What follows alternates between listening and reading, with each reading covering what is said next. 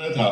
अब एकांत समय तो एकदम आर्त भाव आया, रोए कस के कि हमें वृंदावन वास नहीं मिलेगा, क्योंकि हमारा कोई परिचय नहीं, हमारे पास अर्थ नहीं, और आश्रमों में अलग व्यवस्था होती है।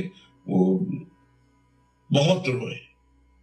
फिर आया चलो अब काशी चलते हैं, क्योंकि अब वही घाटों पे जीवन व्यतीत हो रहा था।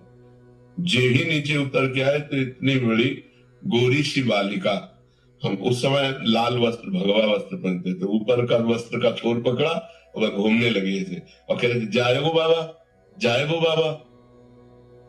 तो नए नए हम आए थे तो ब्रजवासा तो समझ में आए थे, कह रहे थे जाएगो। तो हम कहा यहाँ किसी गोस्वामी की बच्ची होगी, और ऊपर से रो के आ रहे थे तो कहीं कोई रति थी नहीं।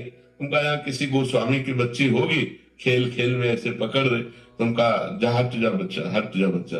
बोले जाएगो बाबा। और हम उस समय ये समझ ही नहीं पा रहे कि ऊपर हम बात करके आ रहे हैं प्रभु से और इधर हमसे प्रश्न किया जा रहा है, और ऐसे चल दिए।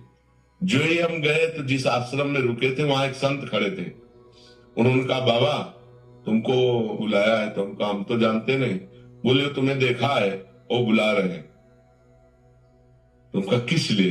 बोले आप चलो। तो उन्हीं के साथ चले गए। तो उन्होंने गौशाला थी और एक कमरा बना हुआ था बहुत बढ़िया। बोले यहाँ दूध पियो, मठा पियो आराम से, और यहाँ रह जाओ। अरे हम कहे तो भगवान के। तब हमें एकदम वापस ध्यान आया कि वो जाएगो बाबा। हम कहे तो श्री जी थी, भागे वहां, दौड़ के गए, आसपास पूछा, वहां कोई गोस्वामी पर कर ले रहता, वहां तो सब संत जन रहते। अरे उनका यार धोखा हो गया, धोखा हो गया। श्री जी तो ऐसा आए, हम उनको छुआ भी नहीं।